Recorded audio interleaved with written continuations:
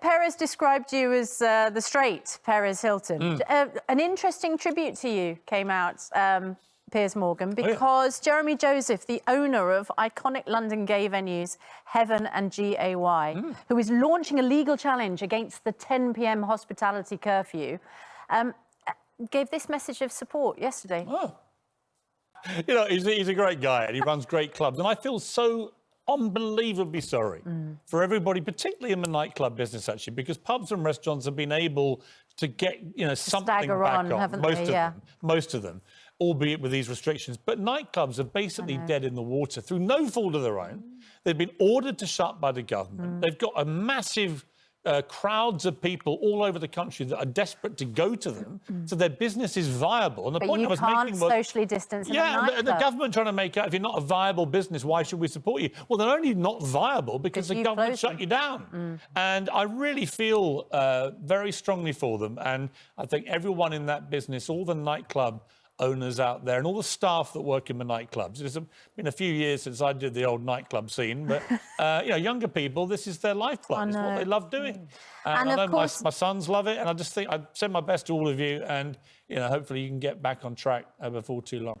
And of course the cinema industry as well, because we had the news, didn't we, that the picture houses are going to be closing from Friday. And because of James Bond. I mean, who would have thought James Bond, our hero, you know, because they had decided to push the release of that movie back, that's been a devastating blow. That was going to be the big sort of comeback movie for many of these movie theatres, cinemas. Because the thing is, Bond's done a runner. So Prime Minister says get back to the cinema and that you can do it in a COVID-secure way. The trouble is, what do you go to watch? There's barely anything on films at the cinema. I'm not quite sure why the cinemas aren't putting on some of the classics, you know, that we could all kind of go back. I'd go and watch Casablanca in a heartbeat back at the cinema. But it's the big blockbusters, of course, which attract the massive crowds. To me, James Bond doing a runner from coronavirus. Really? Yeah. It doesn't feel right, does it? The president wouldn't like it. Trump Nothing would be to be right afraid of. there. Maybe we should do a Trump Bond movie. Well, he tried to do that, didn't he, last night? Right, let's find out what the weather's doing. Here's Laura. A lot of other industries say, what about wedding industry? I totally agree. I mean, it's been completely decimated. Apart from the wrecking of the day for the happy couple, and making it so sort of unhappy in many ways because of all the people they can't have on their big day. Apart from that, the industry around weddings is so huge, if you think about it.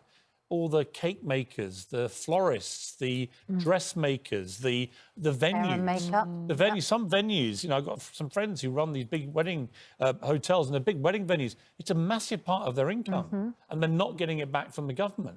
And I think that this is the residual knock-on effect of all the economic measures is really, it's huge.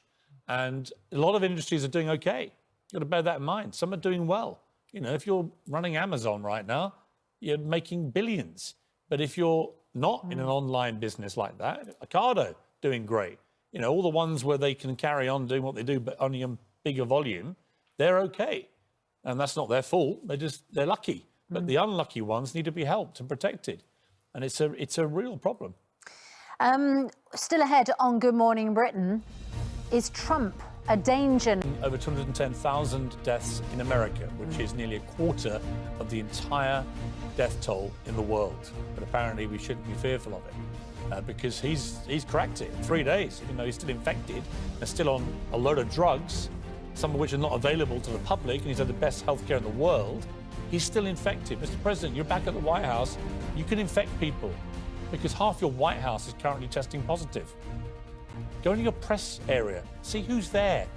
They've all got it. Don't go to the press area because enough of them are already infected. That's the point. They've already got it. Probably want to stay away. We'll have that debate in a moment. Let's get the news, travel, and weather where you are. See you in a moment.